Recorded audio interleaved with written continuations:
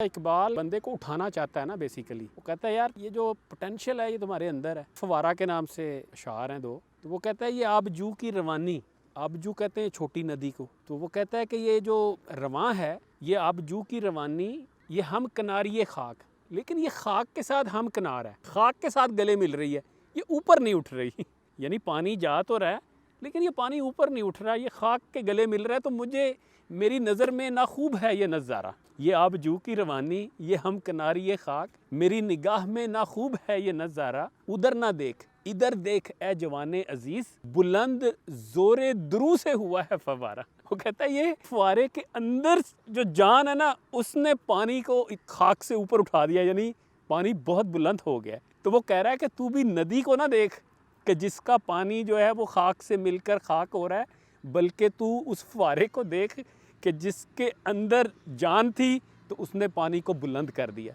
तो बेसिकली इकबाल देखें जगह जगह जो है ना वो मिसालें दे के समझाना ये चाहता है कि पोटेंशियल तुम्हारे अंदर है, यानी सलाहियतें तुम्हारे अंदर है। अगर मैं खूबियाँ बयान करूँ कि यार वो कौन सी खूबी है जिसकी वजह से इंसान जो है दुनिया में कामयाब होता है, आप लिखते चले जाएँ। एक खूबी लिखें वो क्या होगी जी, हिम्मत। दूसरी खूबी लिखें जी, मेहनत। तीसरी खूबी लिखें जी, हौसला। चौथी खूबी लिखें जी, तड़प। फिर आप लिखेंगे लगन। फिर आप लिखेंगे वुसअत नज़री। फिर आप लिखेंगे जुस्तजू।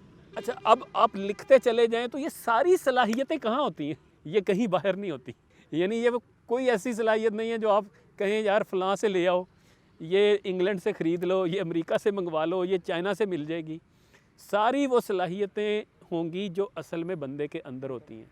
आप कायदे आज़म की सलाहियतें लिखना शुरू करें तो वो सारी वो सलाहियतें होंगी जो उनके अंदर थीं। इकबाल के बारे में लिखें तो वो सारी सलाहियतें, बुलंद फ़िक्री, ठीक है। अब ये इकबाल जगह जगह इस्तारे जो देता है, खूबियों की बात करता है, तो खूबियाँ इंसान के अंदर ही होती हैं ना। तो यहाँ पे भी इकबाल ने मेरा ख़्याल है समझाना यही चाहा है कि ये जो है ना पानी, ये जो बह रहा है ज़मीन के साथ साथ, तो इससे मुतासर ना हो, तो उस फुआरे वाले पानी से मुतासर हो जो ऊपर उठता है। तो इसी तरह वो चाहता है बंदे को कि तू अपने अंदर की सलाहियतों को निखार ताकि तू ऊपर उठ सके और दुनिया में अपना मुकाम बना सके।